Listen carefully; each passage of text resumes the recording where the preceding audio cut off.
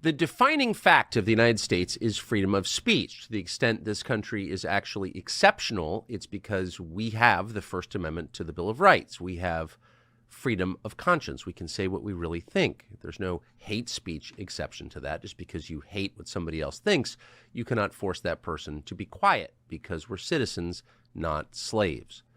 But that right, that foundational right that makes this country what it is, that right from which all other rights flow, is going away at high speed in the face of censorship. Now, modern censorship bears no resemblance to previous censorship regimes in previous countries in previous eras.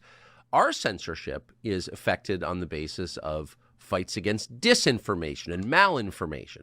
And the key thing to know about these is they're everywhere. And of course, they have no reference at all to whether what you're saying is true or not. In other words, you can say something that is factually accurate and consistent with your own conscience. And in previous versions of America, you had an absolute right to say those things. But because someone doesn't like them or because they're inconvenient to whatever plan the people in power have, they can be denounced as disinformation, and you could be stripped of your right to express them, either in person or online. In fact, expressing these things can become a criminal act and is. And it's important to know, by the way, that this is not just the private sector doing this. These efforts are being directed by the U.S. government, which you pay for and at least theoretically own. It's your government. But they're stripping your rights at very high speed. Most people understand this intuitively, but they don't know how it happens. How does censorship happen? What are the mechanics of it? Mike Benz is, we can say with some confidence, the expert in the world on how this happens. Mike Benz had the cyber portfolio at the State Department. He's now executive director of Foundation for Freedom Online. And we're going to have a conversation with him about a very specific kind of censorship. By the way, we can't recommend strongly enough. If you want to know how this happens, Mike Benz, B-E-N-Z, is the man to read. But today we just want to talk about a specific kind of censorship, and that's censorship that emanates from the fabled military-industrial complex, from our defense industry and the foreign policy establishment in Washington. And that's significant now because we're on the cusp of a global war, and so you can expect censorship to increase dramatically. And so with that, here is Mike Benz, Executive Director of Foundation for Freedom Online. Mike, thanks so much for joining us. And I just can't overstate to our audience how exhaustive and comprehensive your knowledge is on this topic. It's almost unbelievable. And so if you could just walk us through how the foreign policy establishment and defense contractors and DOD and just the whole cluster, the constellation of defense-related, publicly funded institutions strip from us our freedom of speech. Sure. You know, one of the easiest ways to actually start the story is really with the story of internet freedom and its switch from internet freedom to internet censorship, because free speech on the internet was an instrument of statecraft almost from the outset of the privatization of the internet in 1991. We quickly discovered through the efforts of the Defense Department, the State Department, and our intelligence services that people were using the internet to congregate on blogs and forums, and free speech was championed more than anybody by the Pentagon, the State Department, and our sort of CIA cutout NGO blob architecture as a way to support dissident groups around the world in order to help them overthrow authoritarian governments as they were sort of billed.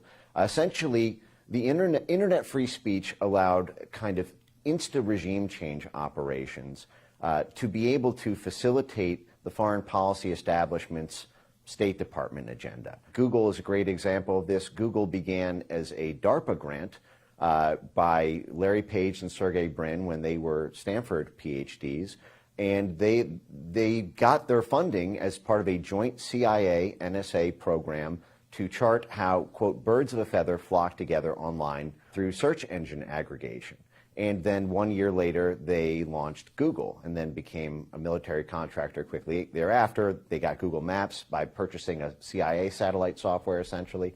And the ability to use free speech on the internet as a way to circumvent state control over media in places like Central Asia or all around the world was seen as a way to be able to do what used to be done out of CIA station houses or out of embassies or consulates in a way that was totally turbocharged. And all of the internet free speech technology was initially created by our national security state. VPNs, virtual private networks, to hide your IP address. Tor, the dark web, to be able to buy and sell goods anonymously. End-to-end encrypted chats. All of these things were created initially as DARPA projects or as joint CIA-NSA projects to be able to help intelligence-backed groups to overthrow governments that were causing a problem to the Clinton administration or the Bush administration or the Obama administration. And this plan worked magically from about 1991 until about 2014, when there began to be an about face on internet freedom and its utility. Now, the high watermark of the sort of internet free speech moment was the Arab Spring in 2011, 2012, when you had this one by one, all of the adversary governments of the Obama administration, Egypt, Tunisia, all began to be toppled in Facebook revolutions and Twitter revolutions. And you had the State Department working very closely with the social media companies to be able to keep social media online during those periods. There was a famous phone call from Google's Jared Cohen to Twitter to not do their scheduled maintenance so that the preferred opposition group in Iran would be able to use Twitter to win that election. So it was free speech was an instrument of statecraft from the national security state to begin with. All of that architecture, all of the NGOs, the relationships between the tech companies and the national security state had been long established for freedom. In 2014, after the coup in Ukraine, there was an unexpected counter-coup where Crimea and the Donbass broke away. And they broke away with essentially a military backstop that NATO was highly unprepared for at the time. They had one last Hail Mary chance, which was the Crimea annexation vote in 2014. And when the hearts and minds of the people of Crimea voted to join the Russian Federation, that was the last straw for the concept of free speech on the internet in the eyes of NATO. As they saw it, the fundamental nature of war changed at that moment. And NATO at that point declared something that they first called the Gerasimov Doctrine, which is named after this Russian military general who they claimed made a speech that the fundamental nature of war has changed. You don't need to win military skirmishes to take over Central and Eastern Europe. All you need to do is control the media and the social media ecosystem, because that's what controls elections. And if you simply get the right administration into power, they control the military. So it's infinitely cheaper than conducting a military war to simply conduct an organized political influence operation over social media and legacy media. An industry had been created that spanned the Pentagon, the British Ministry of Defense, and Brussels into a organized political warfare outfit, essentially infrastructure that was created, initially stationed in Germany and in Central and Eastern Europe, to create psychological buffer zones, basically to create the ability to have the military work with the social media companies to censor Russian propaganda or to censor domestic right-wing populist groups in Europe who were rising in political power at the time because of the migrant crisis. So you had the systematic targeting by our State Department, by our IC, by the Pentagon, of groups like Germany's AfD, the Alternative for Deutschland there, and for groups in Estonia, Latvia, Lithuania. Now, when Brexit happened in 2016, that was this crisis moment where suddenly they didn't have to worry just about Central and Eastern Europe anymore. It was coming westward, this idea of Russian control over hearts and minds. And so Brexit was June 2016. The very next month at the Warsaw Conference, NATO formally amended its charter to expressly commit to hybrid warfare as this new NATO capacity. So they went from, basically 70 years of tanks to this explicit capacity building for censoring tweets if they were deemed to be Russian proxies. And again, it's not just Russian propaganda. These were now Brexit groups, or groups like Matteo Salvini in Italy, or in Greece, or in Germany, or in Spain with the Vox Party. And now at the time, NATO was publishing white papers saying that the biggest threat NATO faces is not actually a military invasion from Russia. It's losing domestic elections across Europe to all these right-wing populist groups who, because they were mostly working-class movements, were campaigning on cheap Russian energy at a time when the U.S. was pressuring this energy diversification policy.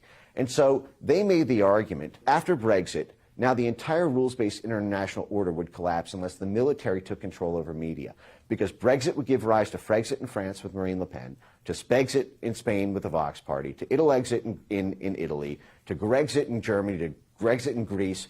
The EU would come apart, so NATO would be killed without a single bullet being fired. And then not only that, now that NATO's gone, now there's no enforcement arm for the International Monetary Fund, the IMF, or the World Bank. So now the financial stakeholders who depend on the battering ram of the national security state would basically be helpless against governments around the world. So from their perspective, if the military did not begin to censor the internet, all of the democratic institutions and infrastructure that gave rise to the modern world after World War II would collapse. So you can imagine the reaction. May I ask you to pause later, Donald Trump won the 2016 election. So you just told a remarkable story that I've never heard anybody explain as lucidly and crisply as you just did. But did anyone at NATO or anyone at the State Department pause for a moment and say, wait a second, we've just identified our new enemy as democracy within our own countries? I think that's what you're saying. They feared that the people, the citizens of their own countries, would get their way, and they went to war against that. Yes. Now, there's a rich history of this dating back to the Cold War. The Cold War in Europe was essentially a similar struggle for hearts and minds of people, especially in Central and Eastern Europe. Yes. In these sort of Soviet buffer zones. And starting in 1948, the national security state was really established then. You had the 1947 Act, which established the Central Intelligence Agency. You had this new world order that had been created with all these international institutions. And you had the 1948 UN Declaration on Human Rights, which forbid the territorial acquisition by military force. So you can no longer run a traditional military occupation government in the way that we could in 1898, for example, when we took the Philippines. Everything had to be done through a sort of political legitimization process whereby there's some ratification from the hearts and minds of people within the country. Now, often that involves simply puppet politicians who are groomed as emerging leaders by our State Department. But the battle for hearts and minds had been something that we had been giving ourselves a long moral license leash, if you will, since 1948. One of the godfathers of the CIA, George Kennan, at 12 days after we rigged the Italian election in 1948, by stuffing ballot boxes and working with the mob, we published a memo called The Inauguration of Organized Political Warfare, where he said, listen, it's a mean old world out there. We at the CIA just rigged the Italian election. We had to do it because if the communists won, maybe there'd never be another election in Italy again. So, but it's really effective, guys. We need a Department of Dirty Tricks to be able to do this around the world. And it's essentially a new social contract we're constructing with the American people, because this is not the way we've conducted diplomacy before. But we are now forbidden from using the War Department. In 1948, they also renamed the War Department to the Defense Department. So again, as part of this diplomatic onslaught for political control rather than it looking like it's overt military control. But essentially what ended up happening there is we created this foreign domestic firewall, we said, that we have a Department of Dirty Tricks to be able to rig elections, to be able to control media, to be able to meddle in the internal affairs of every other plot of dirt in the country. But this sort of sacred dirt on which the American homeland sits, they are not allowed to operate there. The State Department, the Defense Department, and the CIA are all expressly forbidden from operating on U.S. soil. Of course, this is so far from the case, it's not even funny, but that's because of a number of laundering tricks that they've developed over 70 years of doing this. But essentially, there was no moral quandary at first with respect to the creation of the censorship industry when it started out in Germany and in Lithuania and Latvia and Estonia and in Sweden and Finland. There began to be a more diplomatic debate about it after Brexit, and then it became full throttle when Trump was elected. And what little resistance there was washed over by the rise and saturation of Russiagate, which basically allowed them to not have to deal with the moral ambiguities of censoring your own people, because if Trump was a Russian asset, you no longer really had a traditional free speech issue. It was a national security issue. It was only after Russiagate died in July 2019 when Robert Mueller basically choked on the stand for 3 hours and revealed he had absolutely nothing after 2.5 years of investigation, that the foreign to domestic switcheroo took place, where they took all of this censorship architecture spanning DHS, the FBI, the CIA, the DOD, the DOJ, and then the thousands of government-funded NGO and private sector mercenary firms were all basically transited from a foreign predicate, a Russian disinformation predicate, to a democracy predicate by saying that disinformation is not just a threat when it comes from the Russians, it's actually an intrinsic threat to democracy itself. And so by that, they were able to launder the entire democracy promotion regime change toolkit just in time for the 2020 election. I mean, it's almost beyond belief that this has happened. I mean, my own father worked for the U.S. government in this business, in the information war against the Soviet Union, and, you know, was a big part of that. And the idea that any of those tools would be turned against American citizens by the U.S. government was, I want to think, was absolutely unthinkable in, say, 1988. And you're saying that there really hasn't been anyone who's raised objections, and it's absolutely turned inward to manipulate and rig our own elections as we would in, say, Latvia? Yeah, well, as soon as the democracy predicate was established, you had this professional class of professional regime change artists and operatives. That is, the same people who argued that, you know, we need to bring democracy to Yugoslavia to get, and that's the predicate for getting rid of, you know, Milosevic or any other country around the world where we basically overthrow governments in order to preserve democracy.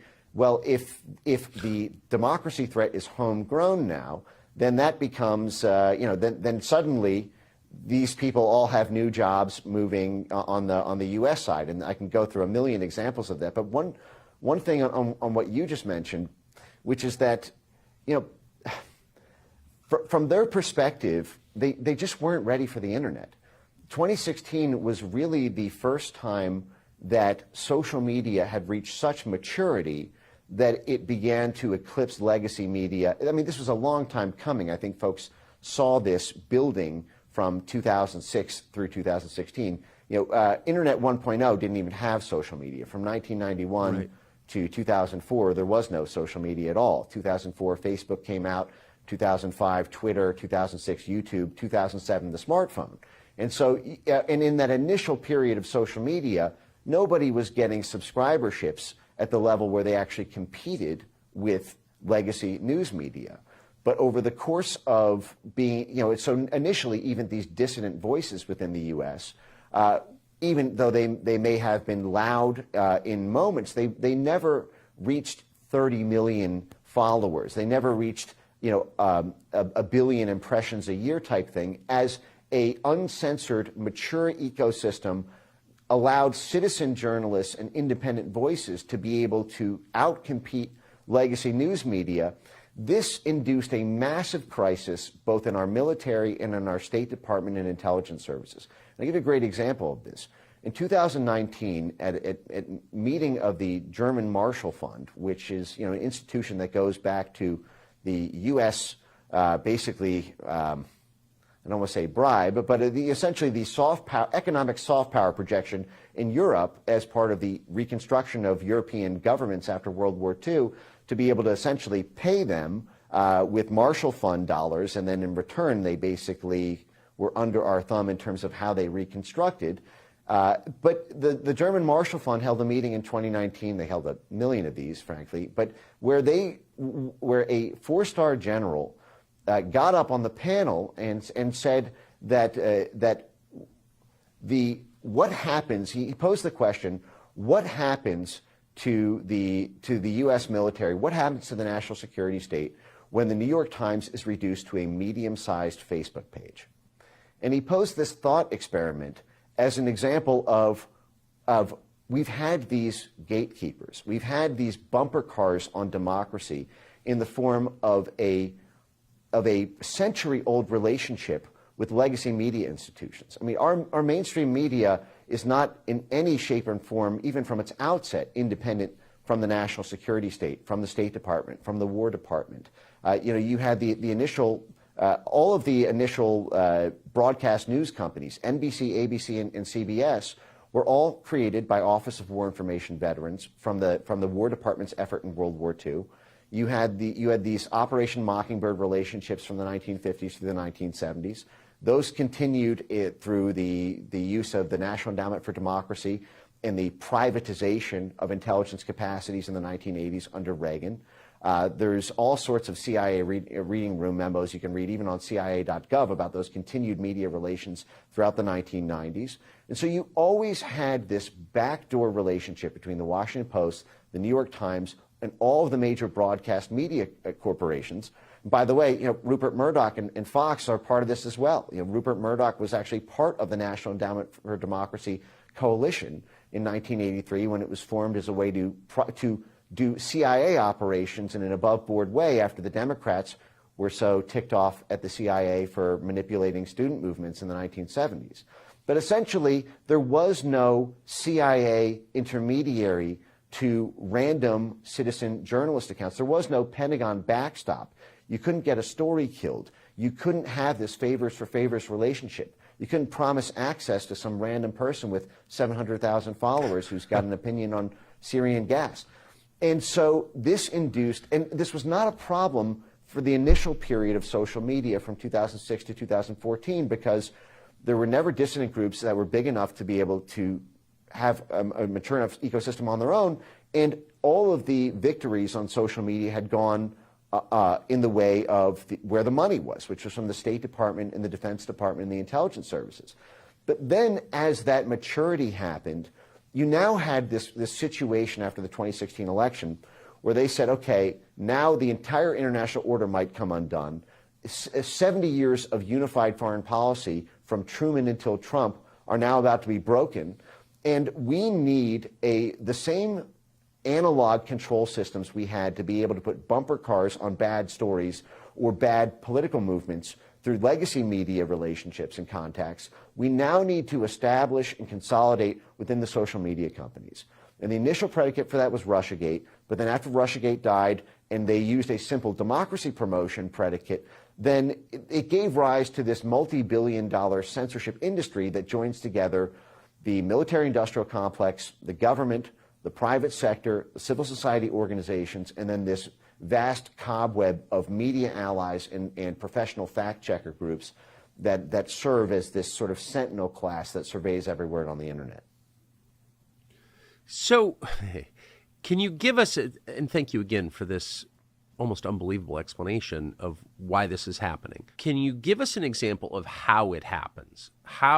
Just pick one among, I know, countless examples of how the national security state lies to the population, censors the truth in real life. Yeah, so, we have this State Department outfit called the Global Engagement Center, which was created by a guy named Rick Stengel, who described himself as Obama's propagandist in chief.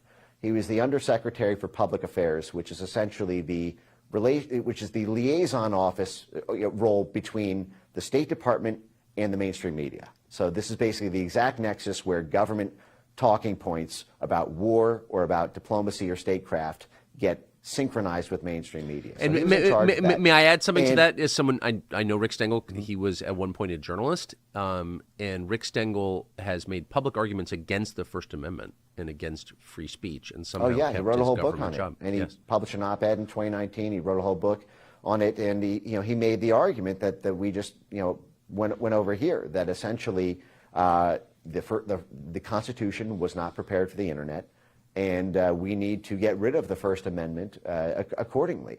And he described himself as a free speech absolutist when he was the managing editor of Time magazine, and even when he was in the State Department under Obama, he started something called the Global Engagement Center, which was the first government censorship operation within the federal government, but it was foreign-facing, so it was okay.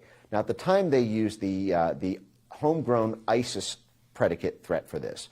And so it was very hard to argue against the idea of the State Department having this formal coordination partnership with every major tech platform in the U.S., because at the time there were these ISIS attacks, and we were told that ISIS was recruiting on Twitter and Facebook.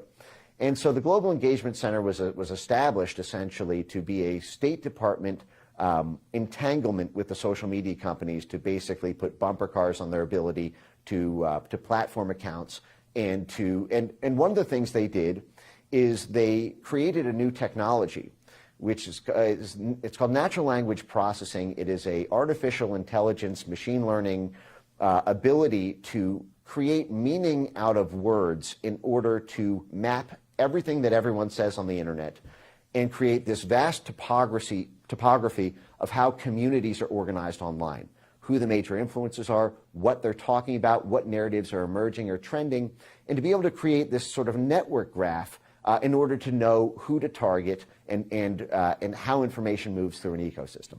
And so they began plotting the language, the prefixes, the suffixes, the popular terms, the slogans that ISIS folks were talking about on Twitter.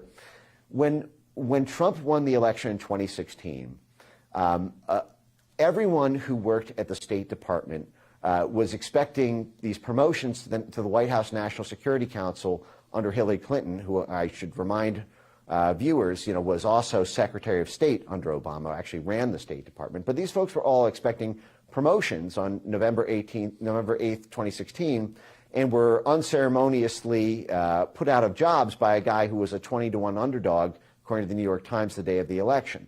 And when that happened, these State Department folks took their special set of skills, coercing governments for sanctions. The State Department led the effort to sanction Russia over the Crimea annexation in 2014. These State Department diplomats did an international roadshow to pressure European governments to pass censorship laws to censor the right-wing populist groups in Europe, and as a boomerang impact to censor populist groups who were affiliated in the U.S. So you had folks, you had folks who went from the State Department directly, for example, to the Atlantic Council, which was this major facilitator between government to government censorship. The Atlantic Council is a group that was one of Biden's biggest political backers. They bill themselves as NATO's think tank. So they represent the political census of NATO, and in many respects, when NATO has civil society actions that they want to be coordinated to synchronize with military action in a region, the Atlantic Council essentially is deployed to consensus build and make that political action happen within a region of interest to NATO. Now, the Atlantic Council has 7 CIA directors on its board. A lot of people don't even know that 7 CIA directors are still alive, let alone all concentrated on the board of a single organization that's kind of the heavyweight in the censorship industry. They get annual funding from the Department of Defense, the State Department, and CIA cutouts like the National Endowment for Democracy. The Atlantic Council in January 2017 moved immediately to pressure European governments to pass censorship laws to create a transatlantic flank attack on free speech in exactly the way that Rick Stengel essentially called for to have the U.S. mimic European censorship laws. One of the ways they did this was by getting Germany to pass something called NetzDG in August 2017, which was essentially kicked off the era of automated censorship in the U.S. What NetzDG required was, unless social media platforms wanted to pay a $54 million fine for each instance of speech, each post left up on their platform for more than 48 hours that had been identified as hate speech, they would be fined basically into bankruptcy when you aggregate 54 million over tens of thousands of posts per day. And the safe haven around that was if they deployed artificial intelligence-based censorship technologies, which had been, again, created by DARPA to take on ISIS, to be able to scan and ban speech automatically. And this gave, I call these weapons of mass deletion. These are essentially the ability to censor tens of millions of posts with just a few lines of code. And the way this is done is by aggregating. Basically, the field of censorship science fuses together 2 disparate groups of study, if you will. There's the sort of political and social scientists who are the sort of thought leaders of what should be censored.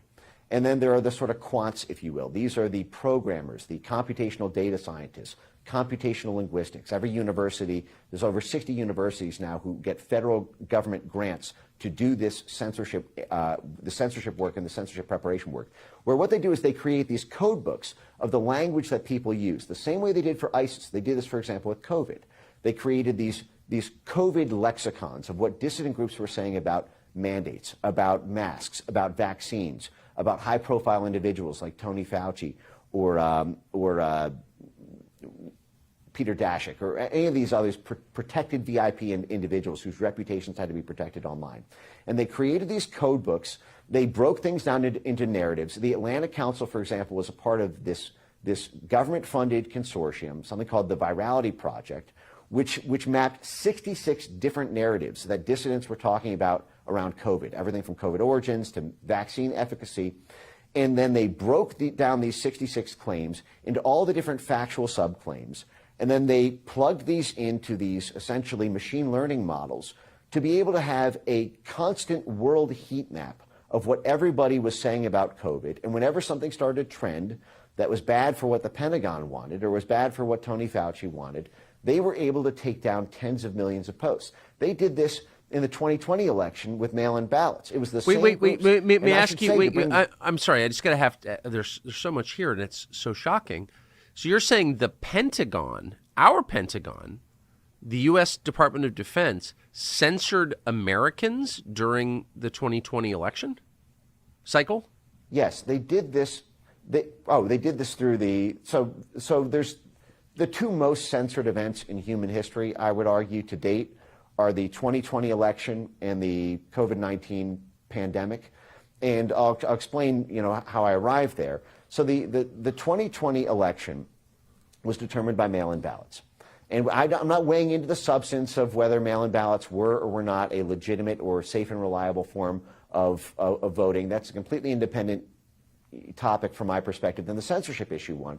But the censorship of mail-in ballots is really one of the most extraordinary stories in our American history, I would argue. What happened was you had this plot within the Department of Homeland Security.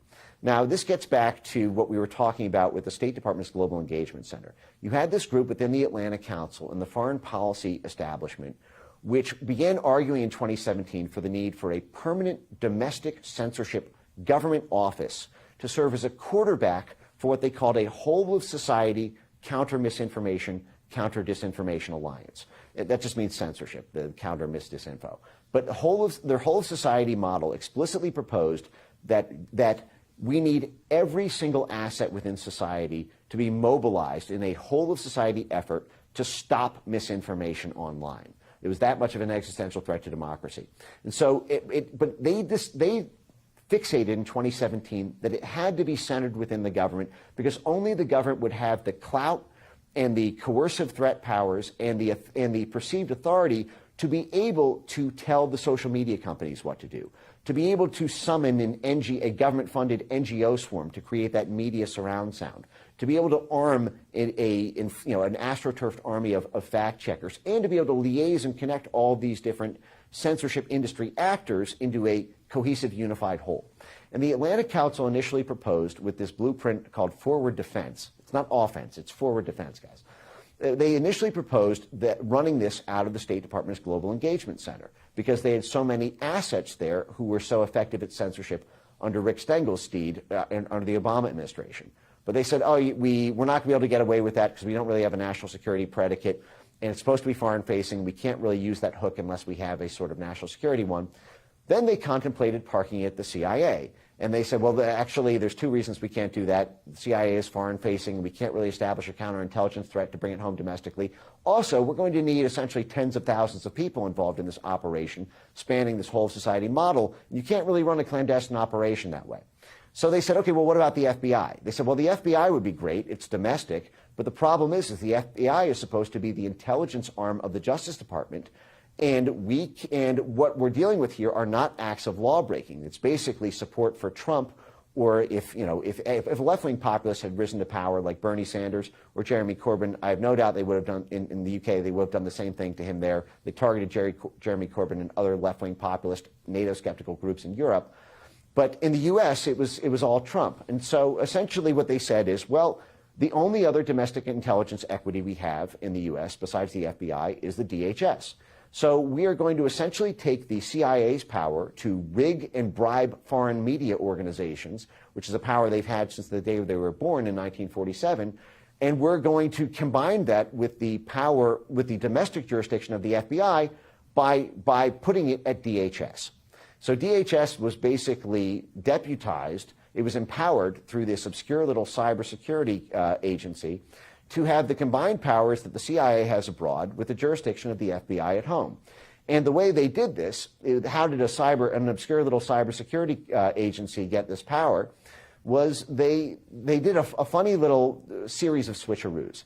So this little thing called CISA, they didn't call it the Disinformation Governance Board, they didn't call it the Censorship Agency, they gave it an obscure little name that no one would notice called the Cybersecurity and Infrastructure Security Agency, who its founder said, we care about security so much it's in our name twice. You know, everybody sort of closed their eyes and pretended, you know, that's what it was. But it was created by act of Congress in 2018 because of the perceived threat that Russia had hacked the 2016 election, had physically hacked it, and so we needed the cybersecurity power to be able to deal with that. And essentially on the heels of a CIA memo on January 6, 2017, and a same-day DHS executive order on January 6, 2017, arguing that Russia had interfered in the 2016 election, and a DHS mandate saying that elections are now critical infrastructure, you had this new power within DHS to say that cybersecurity attacks on elections are now our purview. And then they did two cute things. One, they said mis, dis, and malinformation online are a form of cybersecurity attack. They are a cyber attack because they are happening online. And they said, well, actually, Russian disinformation is, we're actually protecting democracy and elections. We don't need a Russian predicate after Russiagate died. So just like that, you had this cybersecurity agency be able to legally make the argument that your tweets about mail-in ballots, if you undermine public faith and confidence in them as a legitimate form of voting, you were now conducting a cyber attack on U.S. critical infrastructure by articulating misinformation on Twitter. And just like that, now what they did then is they in other words, complaining about election fraud is the same as taking down our power grid. Yes, you could literally be on your toilet seat at 9:30 on a Thursday night and tweet, I think that mail-in ballots are illegitimate. And you were essentially then caught up in the crosshairs of the Department of Homeland Security classifying you as conducting a cyber attack on U.S. critical infrastructure because you were doing misinformation online in the cyber realm, and misinformation is a cyber attack on democracy when it undermines public faith and confidence in our democratic elections and our democratic institutions. They would end up going far beyond that. They would actually define democratic institutions as being another thing that was a cyber security attack to undermine. And lo and behold, the mainstream media is considered a democratic institution. That would come later.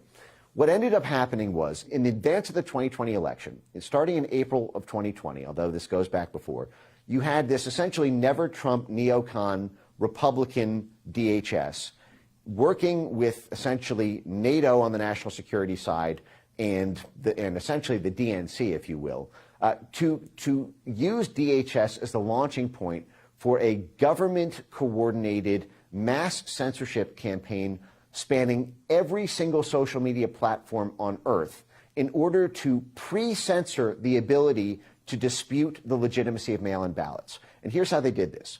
They aggregated 4 different institutions, Stanford University, the University of Washington, a company called Graphica, and the Atlantic Council. Now, all 4 of these institutions, the centers within them, were essentially Pentagon cutouts. You had at the Stanford Internet Observatory, it was actually run by Michael McFaul.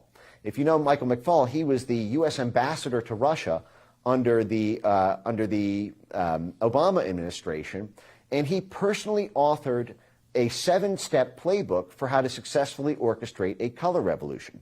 That is, and part of that involved maintaining total control over media and social media, juicing up the civil society outfits, calling elections illegitimate, in order to, now mind you, all of these people were professional Russiagators and professional election delegitimizers in 2016. And then, well, I'll get to that in a sec. So Stanford University, nominally the Stanford Area Observatory under Michael McFaul was run by Alex Stamos, who was formerly a Facebook executive who coordinated with ODNI and with respect to Russiagate, taking down Russian propaganda at Facebook. So this is another liaison, essentially, to the national security state. And under Alex Stamos at Stanford Area Observatory was Renee DiResta, who started her career in the CIA and wrote the Senate Intelligence Committee report on Russian disinformation. And there's a lot more there that I'll get to another time. But the next institution was the University of Washington, which is essentially the Bill Gates University in Seattle, who is headed by Kate Starbird, who is basically 3 generations of military brass, who got her PhD in crisis informatics, essentially doing social media surveillance for the Pentagon and getting DARPA funding and working essentially with the national security state, then repurposed to take on mail-in ballots. The third firm, Graphica, got $7 million in Pentagon grants and got their start as part of the Pentagon's Minerva Initiative. The Minerva Initiative is the psychological warfare research center of the Pentagon. This group was doing social media spying and narrative mapping for the Pentagon until the 2016 election happened, and then were repurposed into a partnership with the Department of Homeland Security to censor 22 million Trump tweets, pro-Trump tweets about mail-in ballots. And then the fourth institution, as I mentioned, was the Atlantic Council, who's got 7 CIA directors on the board. So one after another, it is exactly what Ben Rhodes described during the Obama era as the blob. The foreign policy establishment, it's the Defense Department, the State Department, or the CIA every single time. And of course, this was because they were threatened by Trump's foreign policy. And so while much of the censorship looks like it's coming domestically, it's actually by our foreign-facing Department of Dirty Tricks Color Revolution blob, who are professional government topplers, who were then basically descended on the 2020 election. Now, they did this.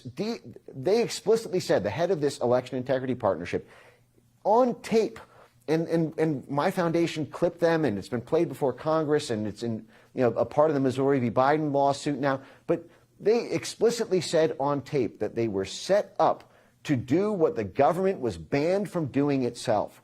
And then they articulated a multi-step framework in order to coerce all the tech companies to take censorship actions they said on tape the tech companies would not have done but for their pressure, which involved using threats of government force because they were the deputized arm of the government. They had a formal partnership with the DHS. They were able to use DHS's proprietary domestic disinformation switchboard to immediately talk to top brass at all the tech companies for takedowns. And they bragged on tape about how they got the tech companies to all systematically adopt a new terms of service speech violation ban called delegitimization, which meant any tweet, any YouTube video, any Facebook post, any TikTok video, any Discord post, any Twitch video, anything on the internet that undermined public faith and confidence in the use of mail-in ballots or early voting drop boxes or ballot tabulation issues on Election Day was a prima facie terms of service violation policy under this new delegitimization policy that they only adopted because of pass-through government pressure from the Election Integrity Partnership, which they bragged about on tape, including the grid that they used to do this, and simultaneously invoking threats of government breaking them up or government stopping doing favors to the tech companies unless they did this, as well as inducing crisis PR by working with their media allies. So, and they said the government, DHS, could not do that themselves, and so they set up this basically constellation of State Department, Pentagon, and IC networks to run this pre-censorship campaign, which by their own math had 22 million tweets on Twitter alone. And mind you, they did this on 15 platforms. So this is hundreds of millions of posts, which were all scanned and banned or throttled so that they could not be amplified, or they existed in a sort of limited state purgatory, or had these frictions affixed to them in the form of fact-checking labels where you couldn't actually click through the thing, or you had to, it was an inconvenience to be able to share it. Now, they did this 7 months before the election, because at the time they were worried about the perceived legitimacy of a Biden victory in the case of a so-called red mirage blue shift event. They knew the only way that Biden would be able to would win mathematically was through the disproportionate Democrat use of mail-in ballots. They knew there would be a crisis because it was going to look extremely weird if Trump looked like he won by 7 states. And then 3 days later, it comes out actually the election switched. I mean, that would put the election crisis of the Bush-Gore election on a level of steroids that the national security said, well, the public will not be prepared for. So what we need to do is we need to, in advance, we need to pre-censor the ability to even question the legitimacy. This took out. Wait. May I ask you to pause right there? Key influences, so what you're saying is, what you're suggesting is, they knew the outcome of the election 7 months before it was held. It looks very bad. Certainly, what they did Yes, Mike, it does look very bad. And especially when you combine this with the fact that this is right on the heels of the impeachment, the Pentagon-led, CIA-led impeachment. It was Eric Cimarella from the CIA and it was the Vindmans from the Pentagon who led the impeachment of Trump in late 2019 over, an alleged phone call around withholding Ukraine aid.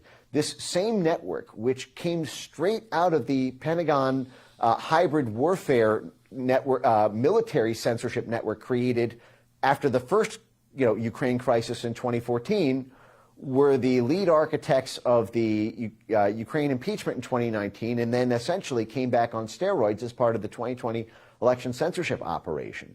But, from their perspective, I mean, it certainly looks like the perfect crime. These were the people, DHS at the time had actually federalized much of the National Election Administration through this January 6, 2017 executive order from outgoing Obama DHS head Jed Johnson, which essentially wrapped all 50 states up into a formal DHS partnership. So DHS was simultaneously in charge of the administration of the election in many respects and the censorship of anyone who challenged the administration of the election. This is like, putting essentially the defendant of a trial as the judge and jury of the trial. But you're not describing democracy. I mean, you're describing a country in which democracy is impossible. What I'm essentially describing is military rule. I mean, what's happened with the rise of the censorship industry is a total inversion of the idea of democracy itself. Democracy sort of draws its legitimacy from the idea that it is ruled by consent of the people being ruled. That is, it's not really being ruled by an overlord because the government is actually just our will expressed by our consent with who we vote for. The whole push after the 2016 election and after Brexit and after a couple of other, social media run elections that went the wrong way from what the State Department wanted, like the 2016 Philippines election, was to completely invert everything that we described as being the underpinnings of a democratic society in order to deal with the threat of free speech on the internet. And what they essentially said is we need to redefine democracy from being about the will of the voters to being about the sanctity of democratic institutions. And who are the democratic institutions? Oh, it's us. It's the military. It's NATO. It's the IMF and the World Bank. It's the mainstream media. It is the NGOs, and of course these NGOs are largely State Department funded or IC funded. It's essentially all of the elite establishments that were under threat from the rise of domestic populism that declared their own consensus to be the new definition of democracy. Because if you define democracy as being the strength of democratic institutions rather than a focus on the will of the voters, then what you're left with is essentially democracy is just the consensus building architecture within the democratic institutions themselves. And from their perspective, that takes a lot of work. I mean, the amount of work these people do. I mean, for example, we mentioned the Atlantic Council, which is one of these big coordinating mechanisms for the oil and gas industry in a region, for the finance and the J.P. Morgans and the BlackRocks in a region, for the NGOs in the region, for the media in the region. All of these need to reach a consensus, and that process takes a lot of time. It takes a lot of work and a lot of negotiation. From their perspective, that's democracy. Democracy is getting the NGOs to agree with BlackRock, to agree with the Wall Street Journal, to agree with the community and activist groups who are onboarded with respect to a particular initiative. That is the difficult vote-building process from their perspective. If at the end of the day, a bunch of populist groups decide that they like a truck driver who's popular on TikTok more than the carefully constructed consensus of the NATO military brass, well, then from their perspective, that is now an attack on democracy.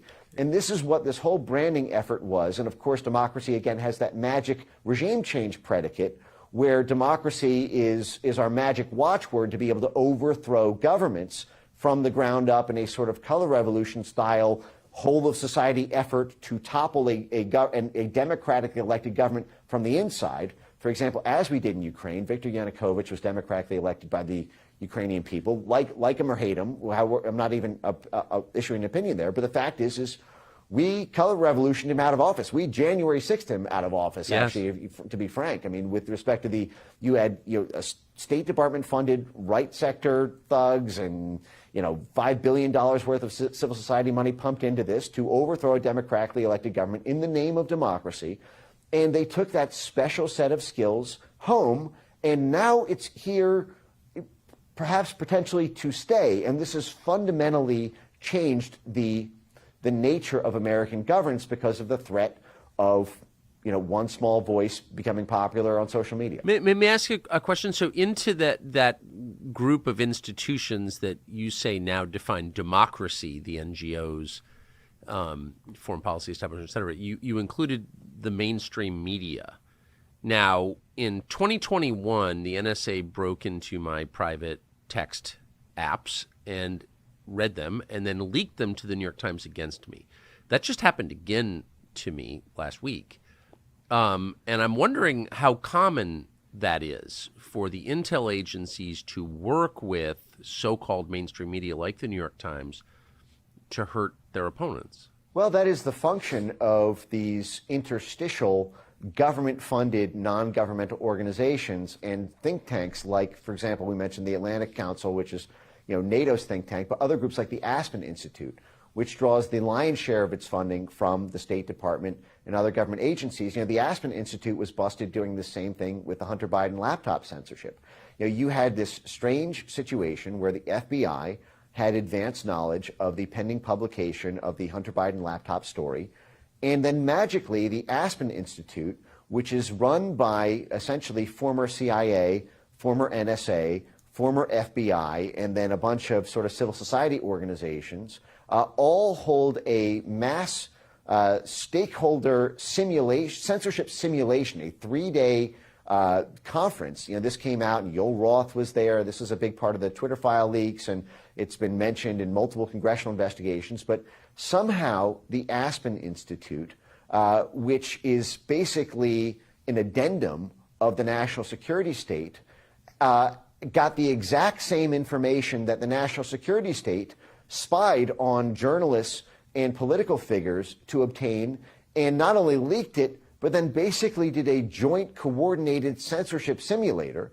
in September, 2 months before the election, in order, just like with the censorship of mail-in ballots, to be in ready position to pre-censor anyone online amplifying a news story that had not even broken yet. The Aspen Institute?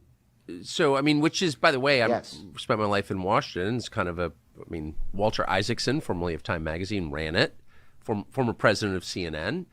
I had no idea it was part of the national security state. I had no idea its funding came from the U.S. government. This is the first time I've ever heard that. But assuming what you're saying is true, it's a little weird that Walter Isaacson left Aspen Institute to write a biography of Elon Musk. Strange, or no? Yeah,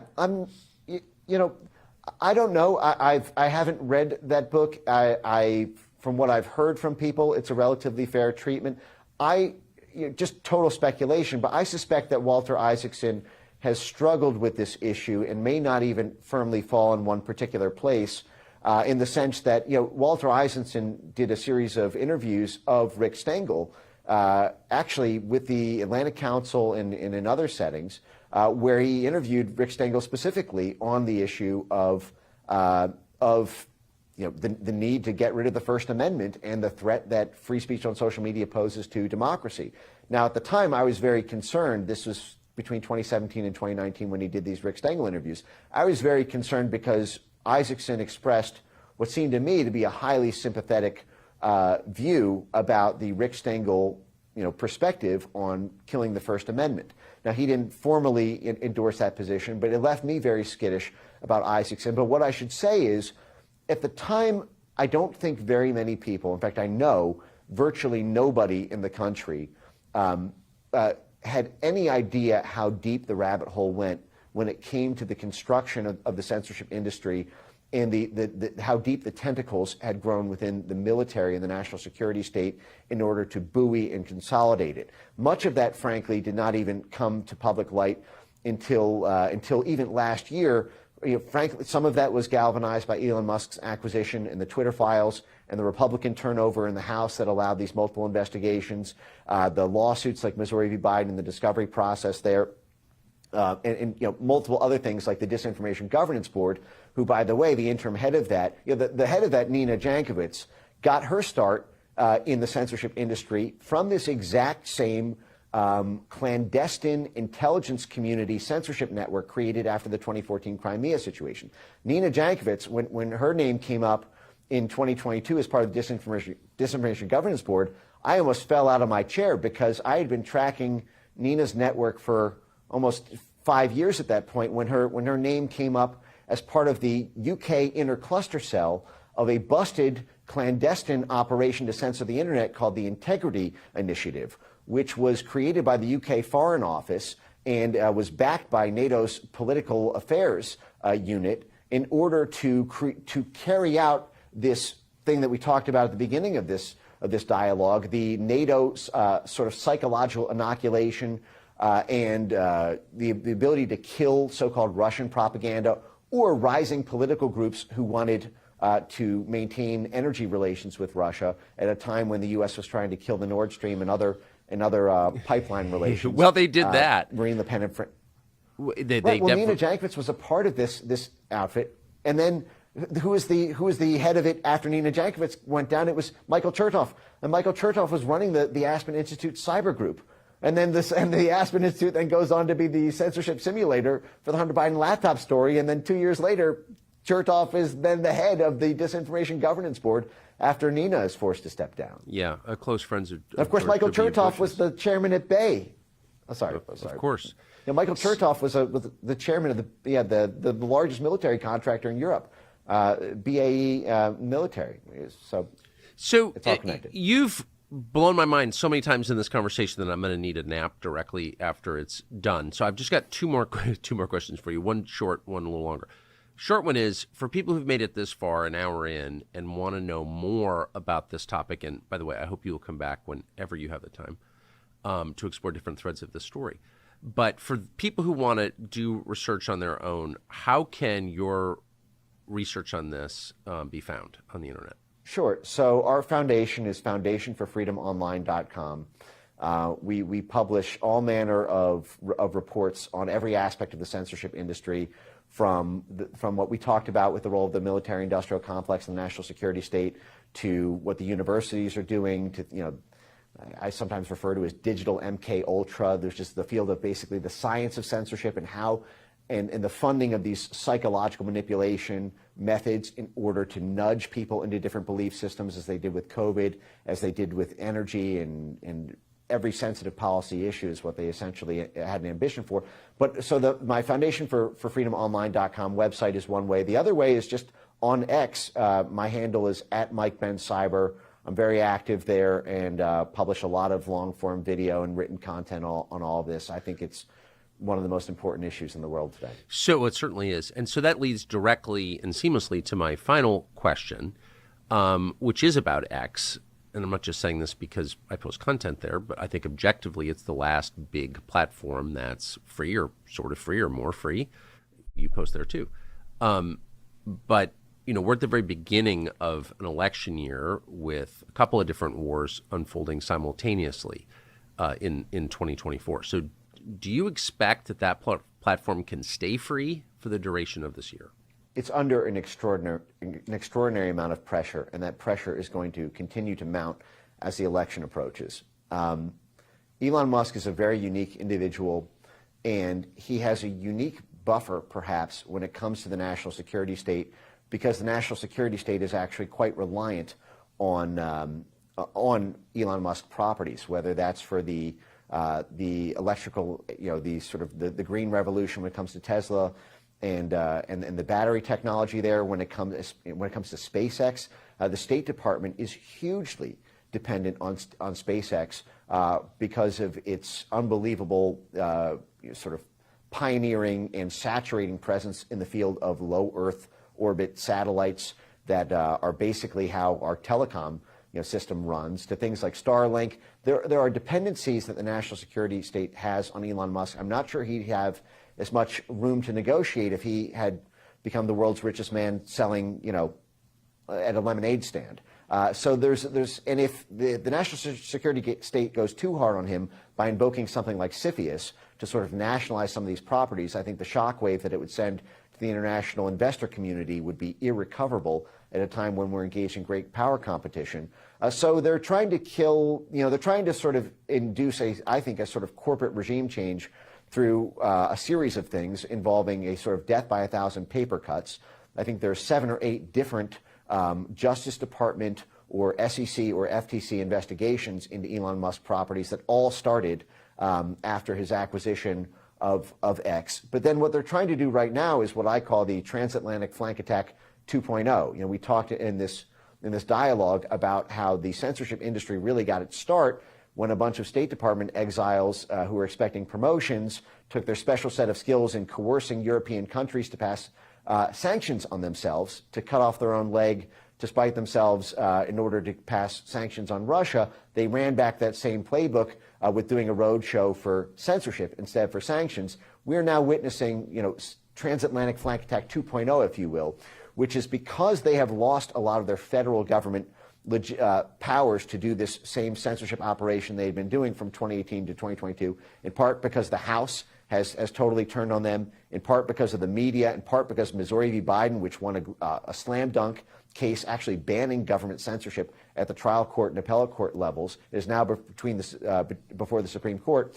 They've now moved into 2 strategies. One of them is state-level censorship laws. California just passed a new law which the censorship industry totally drove from start to finish around they call it platform accountability and transparency, which is basically forcing Elon Musk to give over the kind of narrative mapping data that these CIA conduits and Pentagon cutouts were using to create these weapons of mass deletion, these abilities to just censor everything at scale because they had all the internal platform data.